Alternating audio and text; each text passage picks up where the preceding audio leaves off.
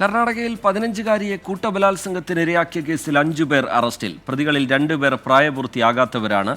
കഴിഞ്ഞ ഡിസംബറിൽ 2 തവണയാണ് കുട്ടി ലൈംഗികാതിക്രമത്തിന് ഇരയായത്. വിവരങ്ങളുമായി മുഹമ്മദ് റഹീസ് ചേരുന്നുണ്ട്. റഹീസ്, വിവരങ്ങൾ എന്താണ് റഹീസ്?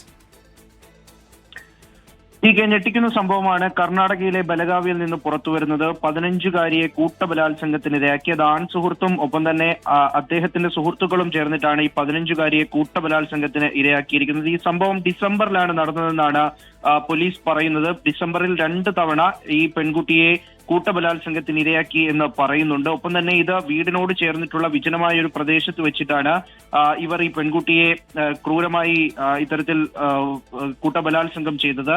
അതായത് ഡിസംബറിൽ ആദ്യ തവണ ഈ പെൺകുട്ടിയും ഒപ്പം തന്നെ ആൺ സുഹൃത്തും നടന്നു പോകുന്നതിന്റെ ചില ദൃശ്യങ്ങളൊക്കെ ഇവരെടുക്കുകയും ഭീഷണിപ്പെടുത്തുകയും ചെയ്തിട്ടുണ്ടെന്നാണ് ഈ പരാതിയിലുള്ളത്.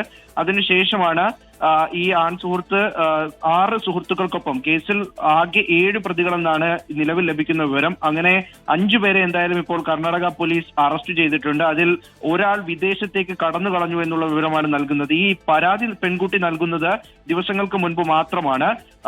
സംഭവം നടന്നിട്ടുള്ളത് ഡിസംബറിലാണ്. അതിനുശേഷം പിന്നീടും കുട്ടിയെ നിരവധി തവണ ഇവർ ഭീഷണിപ്പെടുത്തി. അങ്ങനെ ആ ഭീഷണി നിരന്തരമായതോടുകൂടിയാണ് കുട്ടി പരാതി നൽകിയിരിക്കുന്നത്. എന്തായാലും ഒരു പ്രതിയെ കൂടി പിടികൂടാനുണ്ട്. ബാക്കി 5 പേരെ കസ്റ്റഡിയിൽ എടുത്തിട്ടുണ്ട്. ഇതിൽ 2 പേർ പ്രായപൂർത്തിയാകാത്തവരാണ്. ടി.കെ. കർണാടകയിൽ 15-കാരിയെ കൂട്ടബലാത്സംഗത്തിനിരയാക്കിയ കേസിൽ 5 പേർ അറസ്റ്റിലായിട്ടുണ്ട്. പ്രതികളിൽ 2 പേർ പ്രായപൂർത്തിയാകാത്തവരാണ്. ആൺസുഹൃത്തും ആൺസുഹൃത്തിന്റെ കൂട്ടുകാരുമാണ് ഈ കേസിൽ പെട്ടിരിക്കുന്നത്.